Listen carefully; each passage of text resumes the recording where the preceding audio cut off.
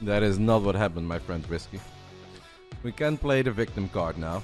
You were making fun of me. Posting your forehead 4D smiley, whatever it was. Well, all I said is that I thought it was going to be close. And you were posting smiley faces by making it seem like I was out of it. By saying it was close, and it turned out to be close. Well, we can play the victim. Or we can just say, GG, what a game. What a victory. As obviously the clan war is far from over. As it is now coming down to our absolute final best of two. Top left side, it is the Finnish phenom himself, BASILISK Serral. Bottom left side, the man who shares a nickname with a very good Russian Protoss from Novosibirsk. But that's not him. This is the Polish version. It is ArT.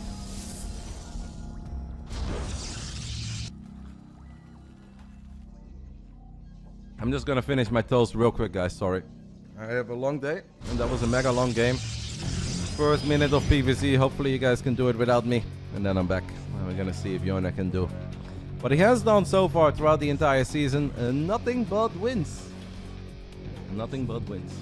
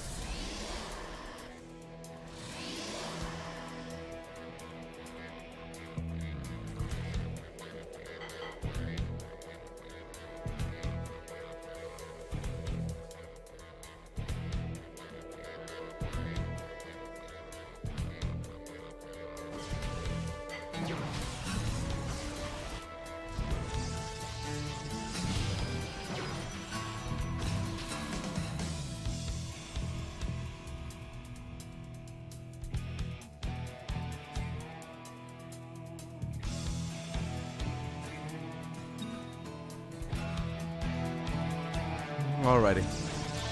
I did my best to keep it short. It was just a ham and cheese sandwich, nothing else for whoever was asking me. And then I put very spicy sauce on it because I love spicy. You can make everything spicy in life, even a ham and cheese sandwich.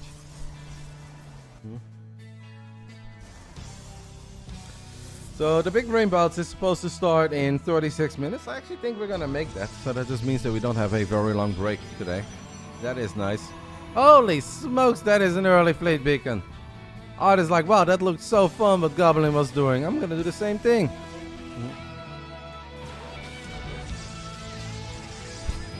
Serral, however, has already scouted it. And Serral is also probably thinking, holy smokes, that is an early fleet beacon. Can you tell us something about ArT? ArT is good. Probably on average 6,300 MMR on the European ladder. He's been around for a long time. He's in his early 20s. He's a good late game player. Pretty honest, pretty straightforward overall. He's just one of the many very good Protosses we have in Europe. And apparently we're gonna open things up with double Stargate Tempest. Well, that definitely is a build.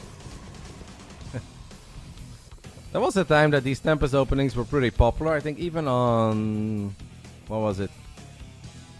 2K Atmosphere, as the map was called. Yeah, we saw them try it for a while. I personally don't really believe in this stuff all that much. But that is because I always lose with it. Maybe ArT can do a lot better.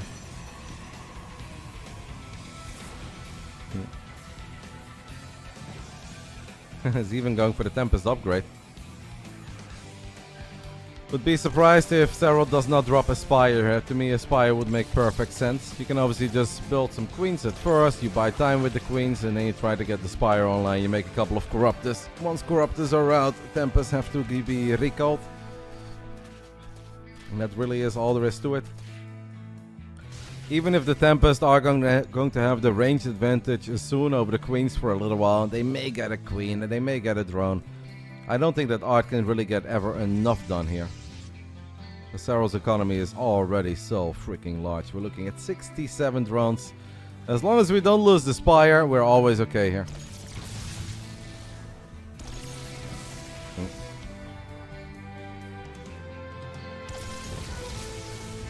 I don't think we are in danger of losing the Spire. I don't think the Observer really showed us where the Spire is built. Art already has a few gateways coming online behind this. And a Twilight Council. I'm honestly not totally certain where this is going. We are 20 workers behind at the moment. We're making 2 Sellers and a Stalker. I'm still not certain where it's going. Spire is about to come online. I think it's coming online there in the back of the Natural. That means that Serral can now start queuing up his Corruptors. And we're looking at a 3 base, soon to be 4 base Serral. With 67 drones. We've barely lost anything. We'll lose a Queen here. Yeah, obviously this is not good enough for Art. Art needs a lot more. It's gonna get a second Queen. 5 Tempest is a magical number, but this is where those Corruptors are on the way. And once the Corruptors are out, you have to recall. This is not a fight you can ever take, Art. Art has to know that. He's going for 2 base Blink, by the way. The Corruptors are here. Needs to recall. Will recall. Probably still lose 1 Tempest. No, saves all of them. Okay. But yeah. The problem is, guys, now we're 7 minutes into a game. We are a 2 base Protoss that is making a couple of Blink Stalkers without any upgrades. We have 49 workers. And we're playing against the great Iona Sutala, who's on 4 bases and has 68 drones. This is basically how my Tempest openings go. And I don't even do them against Serral. I do them against Zerg players that are ranked a whole lot lower. And I can't really get it done. I do like that Art tried something funky, something crazy, and yeah, maybe if Serral wouldn't have scouted it so quick, it could have gone somewhere, but I'm afraid that this game is not really going anywhere.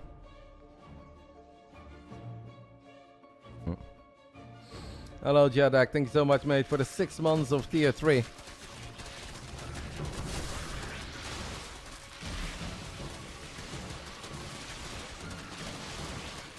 +1 melee on the way as Serral has taken a very commanding lead here. And for the first time in this entire clan war, it's starting to look like Basilisk will take the lead. As we were down 0-1 and we were down 2-1. And here in game 5, things are looking mighty fine. That's really just, there's no universe, guys, where the Stalkers of Art can put up a great fight. No matter how good your Blink Stalker micro is, I think there is just going to be way too much Zerg. We do have the Tempest that can obviously help a little bit. Serral should take out that battery, and he is going to take it out. Zerglings are going to start working on the Stalk Arenas on the left. We can even use the Ravager Corrosive Ball for the Tempest, and there we go. Serral gets a very good connection. The Stalkers are definitely doing their best, but the 3rd base is dead. Every single Tempest will fall. And with that, for the first time today, we have taken the lead. In Iona, we always trust.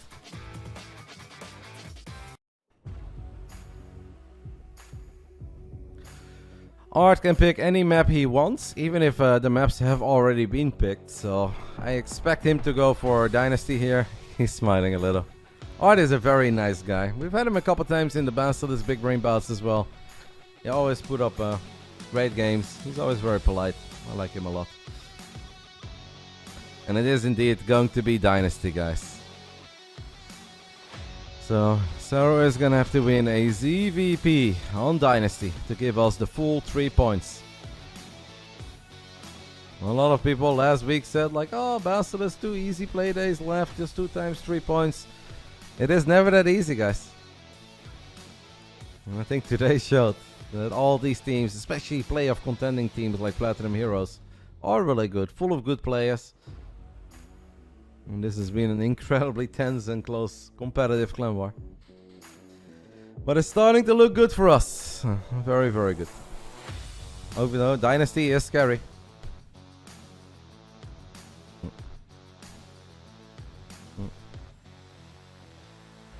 It is 5 Tempest, yeah. I think that's one shot a queen.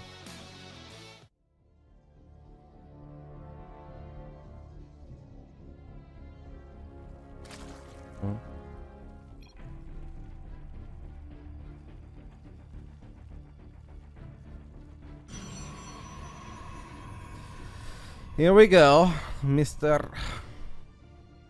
I don't know why I said Mr. I was reading something that was very distracting. Potentially the final round. Obviously not the final game of the day. We've got 4 more best of 5s. A lot of people seem to be very excited about the big brain bouts tonight, which makes me awesome. This could be the final game of WTL Codas today. We obviously watched Team Liquid against Twisted Fairy as well before this. If Serral wins, it is all over. If ArT wins on Dynasty, we'll go to an ace match.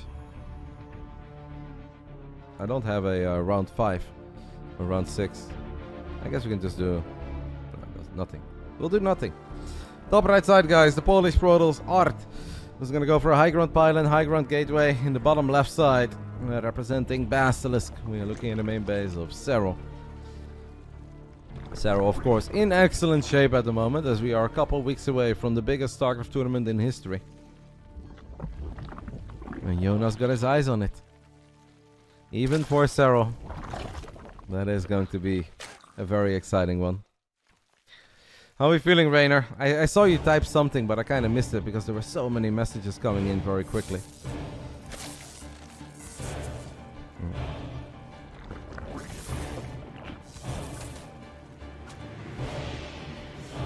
Says fuck me, man. That's all? Okay.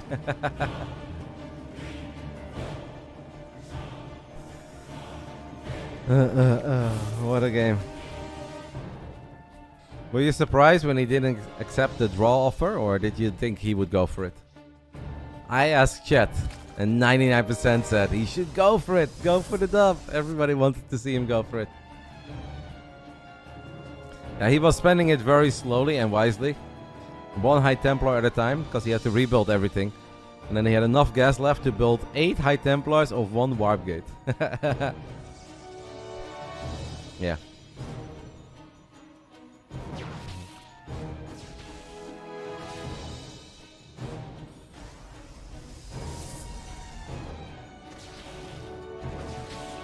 It was one hell of a game.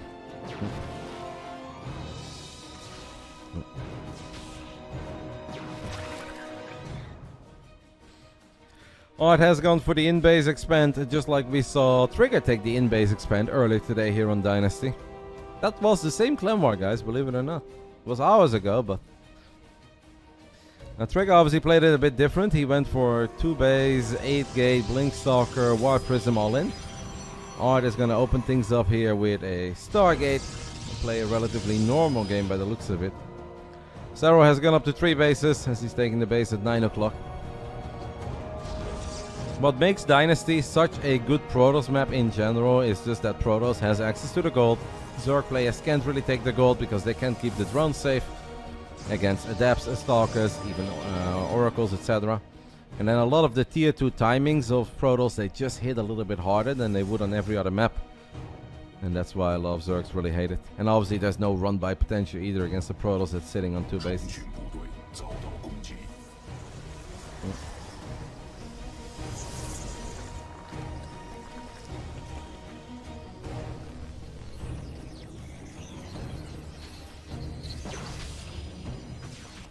ArT is probes are not mining from the gas yet, guys. Okay, he has fixed it now. Was distracted by that Overlord by the looks of it. He is just gonna go up to 3 bases. It's all honestly very standard. Okay, now we see the first thing that's a little bit different than we see it on most other maps. ArT goes double robo. After Stargate 3 base, it is double robo. No Twilight Council, no Forge, just double robo immediately. As ArT really wants to battle these queens. There is a Spore Crawl in the main as well. Gets 2 workers.